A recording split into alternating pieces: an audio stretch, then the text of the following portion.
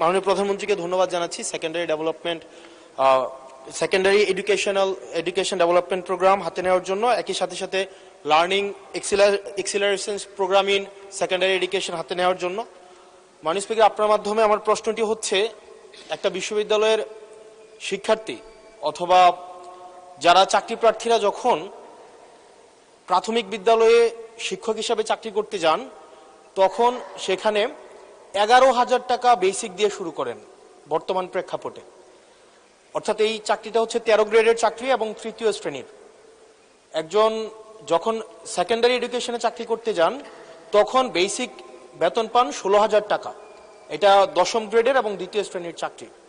আমাদের দেশের প্রাথমিক শিক্ষা এবং মাধ্যমিক শিক্ষা এই দুইটা হচ্ছে ফিডার ইনস্টিটিউশন। আমরা যদি ভালো শিক্ষার্থী ফিডার ইনস্টিটিউশন থেকে আমরা টারশিয়ারিতে পাঠাতে পারি, তাহলে সেখানে একটা রিসার্চ বেসড আমরা একটা আউটকাম পাবো।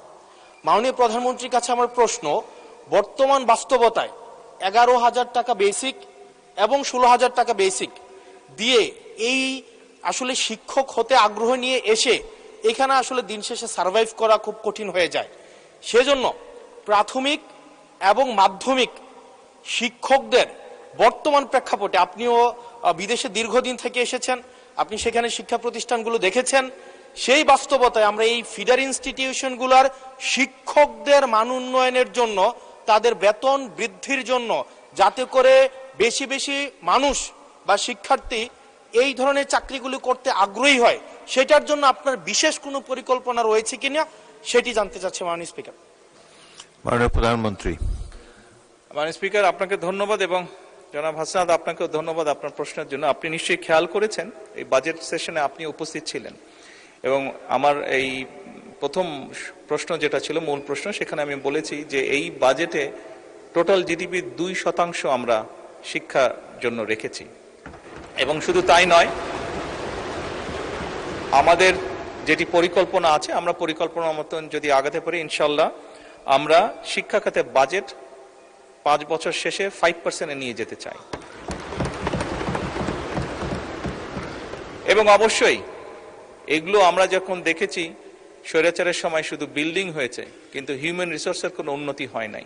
আমি আপনার সাথে সম্পূর্ণ একমত যে আমরা যদি আমাদের প্রাইমারি এবং সেকেন্ডারি এই শিক্ষকদেরকে যদি আমরা সঠিকভাবে ট্রেনিং দিতে না পারি, কিন্তু শুধু ট্রেনিং না, ট্রেনিং এর সাথে তাদেরকে তাদের সম্মানীয় যদি বৃদ্ধি করতে না পারি, তাহলে অবশ্যই আমরা প্রত্যাশা করি না যে তারা ভালো কিছু ডেলিভার করতে পারবেন।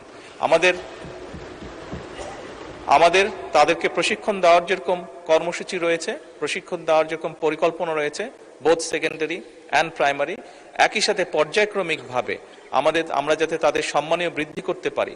আমরা অনেক সময় দেখি যে প্রাইমারি স্কুলের টিচাররা, এই সংসদে দাঁড়িয়েও আমি বলেছি যে অনেক সময় আমরা এখনো দেখি যে প্রাইমারি স্কুলের শিক্ষকরা তাড়াতাড়ি করে ক্লাস করিয়ে হয়তো আরেকটি সেকেন্ড একটি কোনো জবে অথবা কৃষিকার্যে যেটাই হয় একটি সেকেন্ড জবে তাকে যেতে হয়, তা না হলে তার জন্য সংসার চালানো কষ্টকর হয়ে যায়।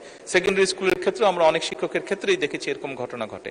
এই কাজটি যাতে তাদের না করতে হয় এবং তারা যাতে সঠিকভাবে তাদের সময় এবং তাদের মেধা শিক্ষার্থীদের পেছনে ব্যয় করতে পারেন, সেই জন্য তাদের সম্মানই বাড়ানো প্রয়োজন বলে আমরাও মনে করি এবং পর্যায়ক্রমিকভাবে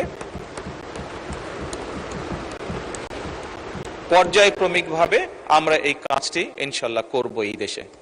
ধন্যবাদ মাননীয় স্পিকার। মাননীয় সদস্য হেলেন জেরিন খান।